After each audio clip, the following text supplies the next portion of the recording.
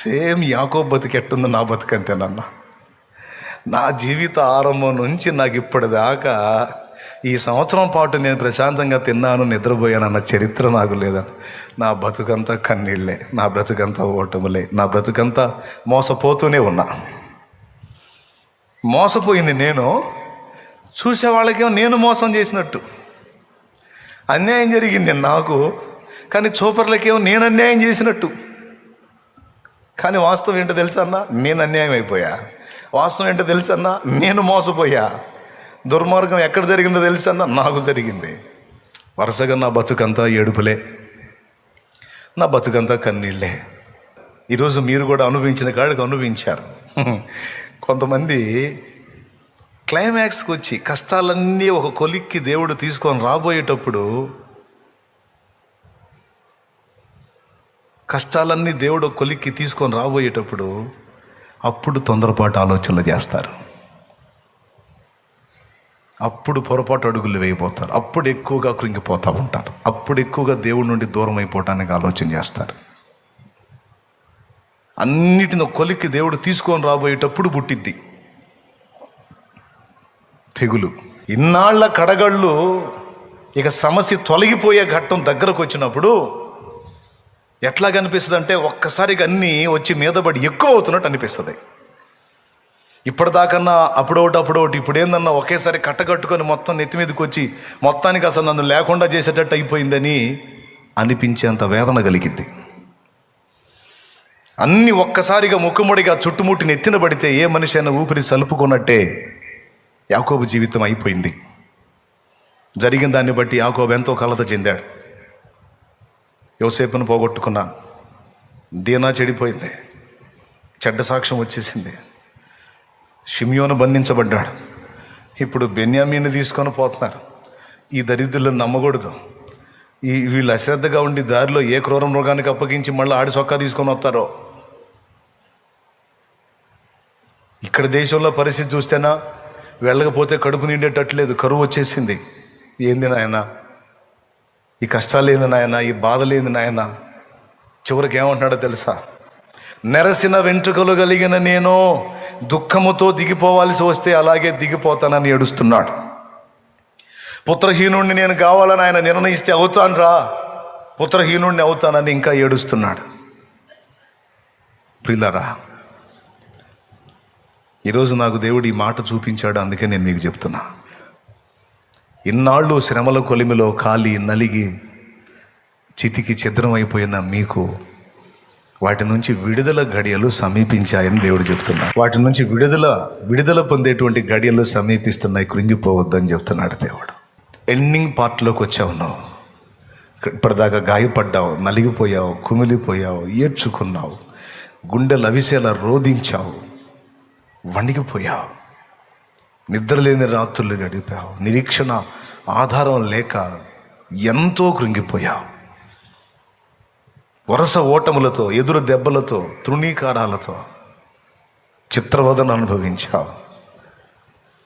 రేపు చచ్చాకొచ్చి ఆ లోకమేమో కానీ భూమి మీద మాత్రం నరకంలాగుంది నాకు అని తలపోసావు, వాపోయావు, దుఃఖపడ్డావు, కృంగిపోయావు. అయితే దేవుడు ఈ మధ్యాహ్నం వేళ పలికించినటువంటి మాట ఏమిటంటే, నీవు అనుభవించినటువంటి శ్రమలన్నిటి ముగింపులోకి ఇప్పుడు నువ్వు వచ్చున్నావు అంటున్నాడు ఆయన. నేను ఇచ్చిన వాగ్దానాలు నెరవేర్చే సమయం ఆసన్నమైంది, ఆ సమీపంలో నువ్వున్నావు. నిశ్చయముగా నేను నిన్ను పోషించేదను, నిశ్చయముగా నేను నీ కన్నీరు తుడిచేదను, ఇది మొదలుకొని నేను నిన్ను ఆశీర్వదించునని పలికినటువంటి వాగ్దానాల నెరవేర్పుకు నువ్వు వచ్చావు, సమీపంలోకి వచ్చావు. కొంతమంది అంతేనండి, తీరా దేవుడు జోక్యం చేసుకొని మలుపు తిప్పబోయేటప్పుడు ఆత్మహత్య ప్రయత్నం చేస్తారు. ఇంక ఇది మారదు, ఇక ఈ పరిస్థితులు మారో, ఇక చావే కరెక్ట్ అని అప్పుడు మొదలుపెట్టి అప్పుడు ప్రయత్నం చేసి పోయినోళ్ళు కూడా కొంతమంది ఉన్నారు. అంటే అప్పటిదాకా తిప్పలు పడి తీరా ఆశించింది దక్కబోయేటప్పుడు కొంతమంది పని మానుకుంటారు. అప్పటిదాకా కొన్ని అంశాల గురించి ప్రార్థన చేసి తీరా దేవుడు జవాబు ఇవ్వబోయేటప్పుడు ఏందోలే దేవుడికి కూడా దయలేదు, పాడలేదు, నేను చేయను అని సర్దుకుంటారు. సోది మాలోకాలు. అప్పటిదాకా ఓపిక బట్టి విశ్వాసం ఉంచి నిరీక్షించి ఎదురు చూసి చూసి చూసి చూసి తీరా దేవుడు కార్యం చేయబోయేటప్పుడు తాడు వేసుకుంటారు మెడకి. ఏం చేసుకోవటానికి? ఎక్సర్సైజ్ చేయడానికా? పోవటానికి? దేవుడు కార్యం చేయబోతున్న తరుణాన్ని లక్ష్య పెట్టరు, గుర్తించరు. యాకోబులాగా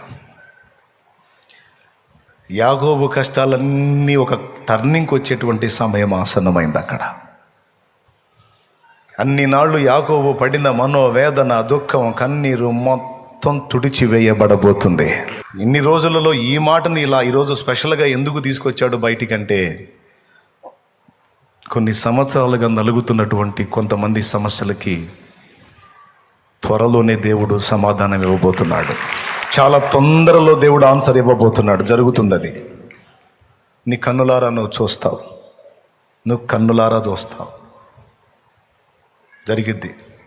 గుర్తుపెట్టుకో, ఈ డేట్ రాసుకో. ఈరోజు దైవజనుని నోట నుండి నా తండ్రి ఈ మాట పలికించాడు. ఇన్ని నాళ్ల వేదనలకు ఒక ముగింపు దేవుడు ఇవ్వబోతున్నాడు. అది ఎలా జరిగిద్ది అనే ప్రశ్నలు నన్ను అడగొద్దు, ఆయన అడుక్కో. అడగటం ఎందుకన్నా, నేను నమ్ముతున్నానంటే నోరు మూసి ఇంకా స్తోత్రాలు చెప్పుకో, ప్రార్థన చేస్తూనే ఉండి. ఇక కథం ఇంకంతే. నేను మళ్ళీ మాట్లాడు నీకు ఈ పాయింట్. ఎందుకంటే నాకు ప్రత్యేకంగా ఆ మాట చూపిస్తే వచ్చాను నేను. కొన్ని సంవత్సరాలుగా నీవు నలుగుతున్నటువంటి ఆ సమస్యకి ఇక చాలా తొందరలో, చాలా త్వరలో దేవుడు నీకు ఆన్సర్ ఇవ్వబోతున్నాడు. స్పష్టంగా నువ్వు పొందుకుంటావు. చావు బతుకులు అనొద్దు, నా పని అయిపోయింది అనొద్దు, ఇంతే నా జీవితం అనొద్దు, ఇంకంతేలే ఇట్టనే నా దుఃఖంతోనే నా బతుకంతా నడిచింది, ఇక నేను ఆ దుఃఖంతోనే కన్ను మూస్తాను అనొద్దు, మా జీవితం అంతా ఓటమే అనొద్దు. దేవుడు మలుపు తిప్పబోతున్న టైంలో యాకోబు ఉన్నాడు. యాకోబు ఏమన్నాడు? నిరసన వెంట్రుకలతో దుఃఖంతో దిగిపోతానన్నాడు, పుత్రహీనుడిని అవుతానన్నాడు. మీరు చెప్పండి, పుత్రహీనుడు అయ్యాడా? ఆ తర్వాత ఏం జరిగిందో తెలుసు. వీళ్ళు బెన్యామీని తీసుకొని పోయారు, యోసేపు ముందు నిలబెట్టారు. అక్కడున్న అధికారులు అడిగారు, పోయారు, అంతు లేకుండా పోయారే.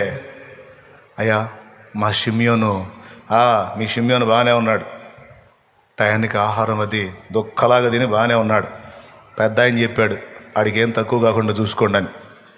శుభ్రంగా బాగా తిని బ్రహ్మాండంగా ఉన్నాడు, ఏ ఇబ్బంది ఏం లేదు. అమ్మయ్య శుభవార్త చెప్పా. మీ తమ్ముడిని ఎవరినో తెమ్మన్నట్టున్నాడు, వీడేనండి. బెన్యామీన్ రా, నువ్వు వెనక ముందు నిలబడరా. సరే ఉండండి, పెద్ద ఆయనకి చెప్తాను. పోయి చెప్పాడు. అప్పుడు వెళ్ళారే వాళ్ళు వచ్చారండి. మీరు వాళ్ళ తమ్ముడిని తెమ్మని చెప్పారు కదా, తీసుకొని వచ్చారు. ఇక దిగ్గుని లేచి వెళ్ళడు. ఎవరి కోసం? నా కోసమా? బెన్యామీన్ కోసం. పరిగెత్తుకుంటూ పోయి నిలబడ్డాడు అక్కడ. మళ్ళా మొత్తం బార్లు పడ్డారు. బెన్యామీన్ గమనిస్తున్నాడు.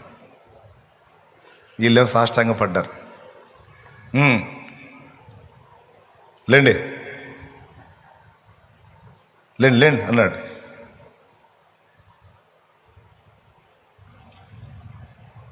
ఏడి నీ తమ్ముడు ఉన్నాడు అన్నారుగా, ఏడి మీ తమ్ముడు?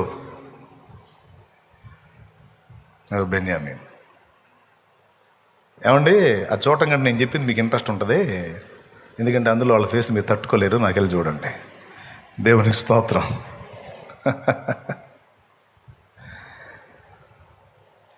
వరుసలో అందరూ నిలబడితే, అందరూ సాగిలు పడితే, ఆయన నిలబడి వాళ్ళు సాష్టాంగ పట్టం అయిపోయిన తర్వాత లేండి అందరూ లేచారు. చాలా రోజులు అయినట్టుంది మీరు వెళ్ళి. సరే మీ తమ్ముడు ఎక్కడా? చిన్నవాడు అన్నారే, వీడేనండి, రా అన్నాడు. బెన్యామీన్ దగ్గరికి వెళ్ళాడు. ఇంకా ఆగల యోసేపుకి. బెన్యామీన్ చూశాడు, దీవించాడు, ఇక పోయాడు గదిలోకి. లేఖనం ఏం చెప్తుందంటే అవతలికి పోయి ఎలుగెత్తి ఏడ్చాను అని రాస్తుంది. లోపల ఉన్న అధికారులకి అందరికి వినపడేటట్టు ఏడ్చాడు, పెద్దగా ఏడ్చాడంట. 2 కారణాల చేత. ఒకటి, దేవుని నమ్మకత్వం, దేవుని విశ్వాస్యత. 2, సంవత్సరాల క్రితం తను మిస్ అయిన తన తమ్ముడు ఇప్పుడు పెరిగి పెద్దవాడై అన్న ముందు నిలబడ్డాడు.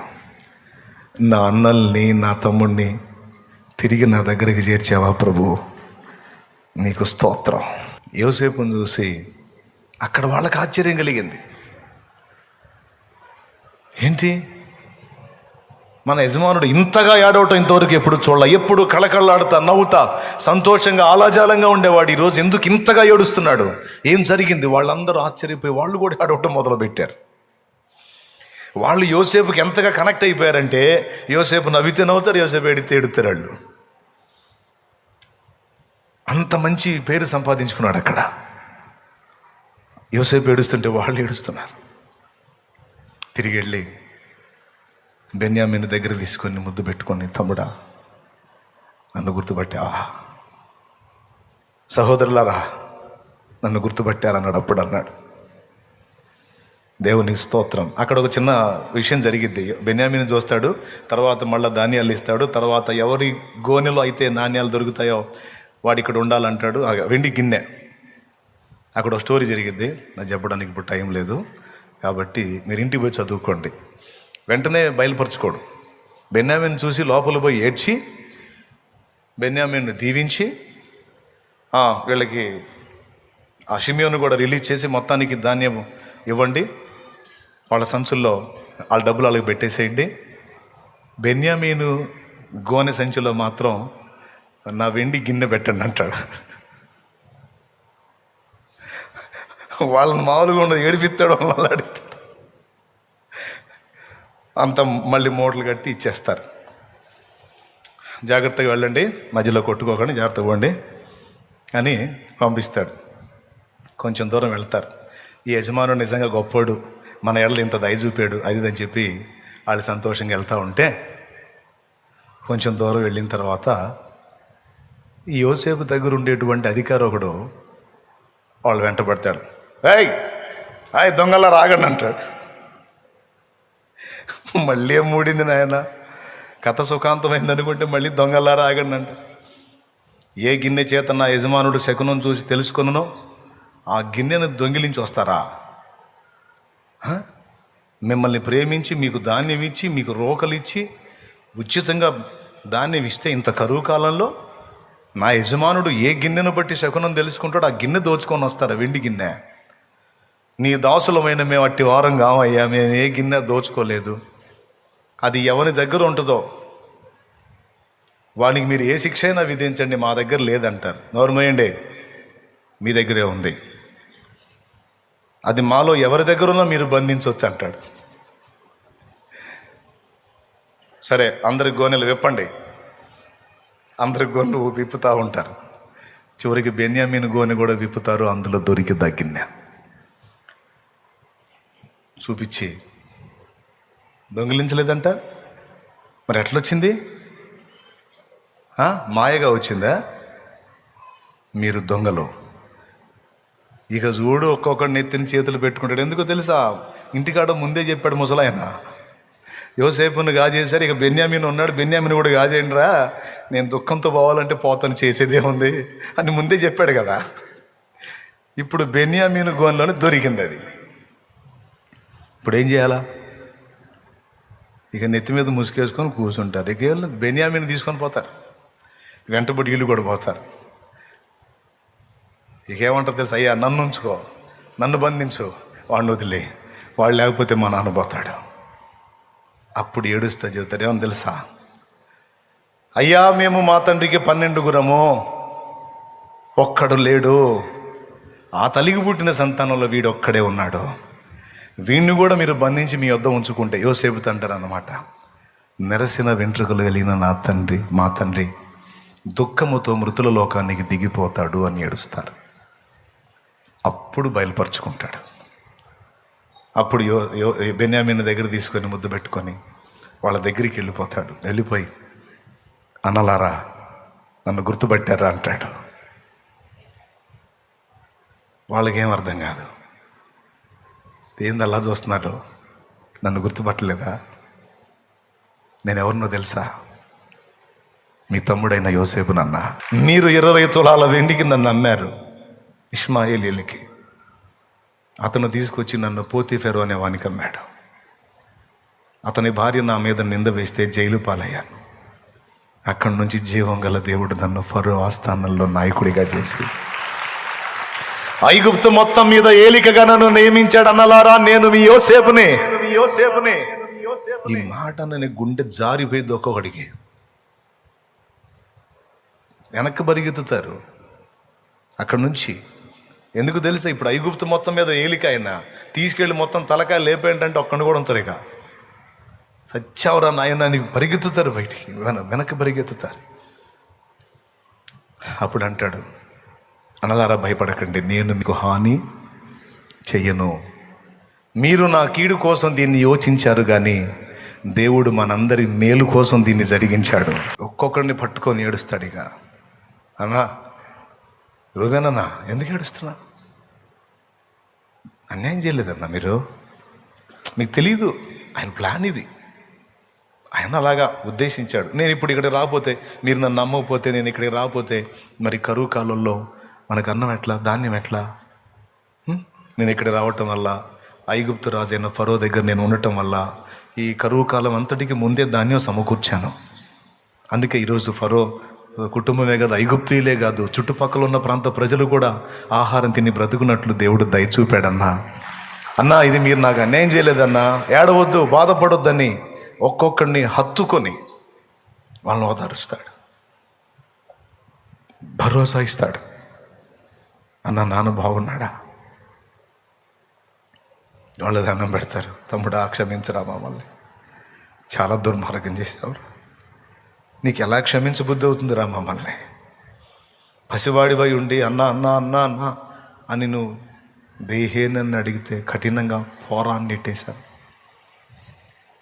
నన్ను ఎట్లా క్షమించబుద్ధి అవుతుందిరా, నా కాళ్ళు పట్టుకున్న నిన్ను త్రోసేశాను కదరా, నన్ను ఎట్లా క్షమించబుద్ధి అవుతుంది, ఇంత దుర్మార్గం చేస్తే నీకు కీడు చేయలేదంటావేంట్రా యోసేపు? ఏడ్చి ఏడ్చి ఏడ్చి అన్నా ఇది ఏడవలసిన అవసరం లేదు, మనం ఇది సంతోషించే సమయం. మన శ్రమలన్నిటి నుంచి దేవుడు మనల్ని విడిపించి మనకు సంతోషాన్ని ఇచ్చిన సమయం ఇది, ఆనందాన్ని ఇచ్చిన సమయం ఇది. నాన్న బాగున్నాడు, బతికున్నాడని చెప్పారు, నాకు అంతే సంతోషం. బెన్యామీను చూపించారు, నాకు అదే సంతోషం. మీరు బయలుదేరి వెళ్ళి మనకు చెప్పండి, ఏమని చెబుతారు తెలుసా? ఇశ్రాయేలు దేవుడైన యెహోవా యోసేపును ప్రాణాలతో కాపాడాడని చెప్పండి. ఇశ్రాయేలీయుల దేవుడైన యెహోవా యోసేపును ప్రాణములతో కాపాడాడు, సజీవునిగానే ఉంచాడు, అంతేకాదు ఐగుప్తు మొత్తం మీద ఏలికగా నియమించాడని చెప్పండి. పండి మీరు చెబితే నమ్మడు ఆయన. ఆయనకి ఇష్టమైన వస్తువులు కొన్ని నాకు తెలుసు, అవి నేను ఇస్తా, అవి తీసుకొని ఆయన చూపించండి, గుర్తుపడతాడు. ఆయన టేస్టులు నాకు తెలుసు, ఆయనకి ఇష్టమైన తెలుసు, అవి ఇస్తాను తీసుకొని పడు అని వాళ్ళకి బహుమానాలు ఇచ్చి పోయేటప్పుడు చెబుతాడు, దారిలో తన్నుకోవాకండి. వీళ్ళ బుద్ధి తెలుసు ఆయనకి, దారిలో తన్నుకోవాకండి, ఇయే కాదు మీరు వెళ్ళి నాన్నం తీసుకొని రండి, ఇంకా ఇస్తా, నేను మిమ్మల్ని మీ పిల్లలను పోషిస్తానన్నా. ఇక పోతారు.